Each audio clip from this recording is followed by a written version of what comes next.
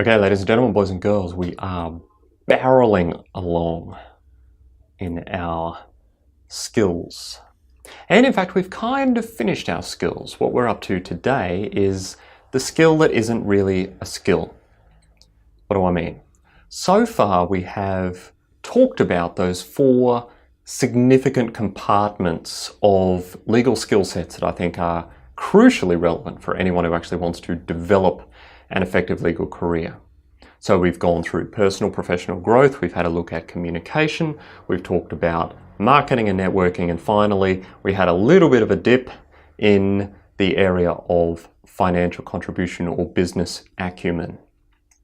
Today I wanted to talk about the skill that isn't a skill, and if you've been paying attention, you will have realized that I have missed a fairly massively significant part of legal practice so far.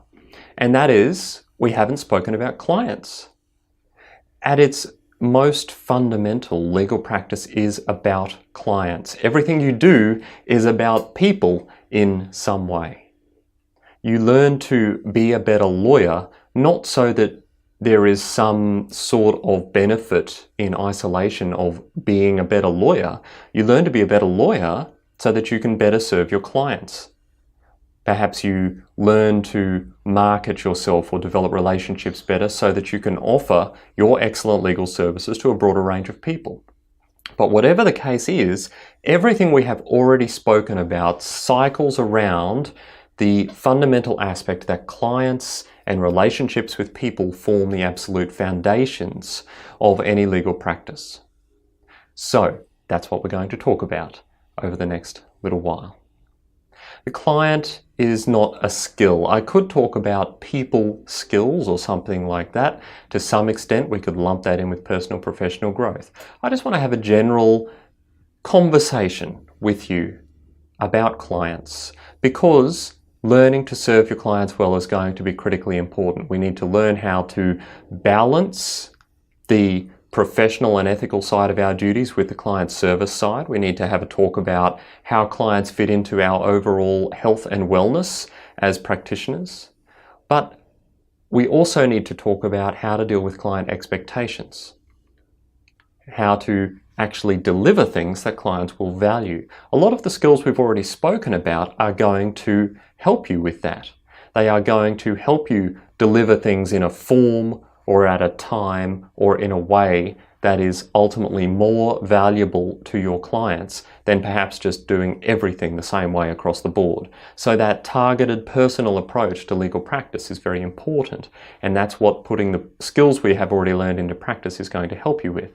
But there are some specific things we need to speak about with clients. So we're going to do that over the next little while, and I hope you will follow along. What I want you to think about today as your homework is, what is the difference between a professional service firm and some business that sells a product? I'm asking you this question very specifically because more and more the practice of law is becoming commoditized. It's becoming more business and less professional services. And I'm not totally convinced that that's a good thing. So I want you to do a little bit of research, do a little bit of digging, have a look around. What is the difference traditionally between professions and non-professions? How are they different in terms of their structure and what they do? Where is the focus of a law firm supposed to be? Should law firms actually be run more as businesses or more as professional services? And does that make a difference? How does it make a difference? Think through this process, because this is where the clients come in. This is where your relationships with your clients come in. It comes into, ultimately, how you perceive the practice of law. We cannot ignore things like commerce for the reasons that I've already said earlier, but nor can we necessarily let them take over the entirety of what we do as professionals. So if you are a younger lawyer, you may not have even thought about this before. Now is the time to do it. How is law as a profession different to law as a business?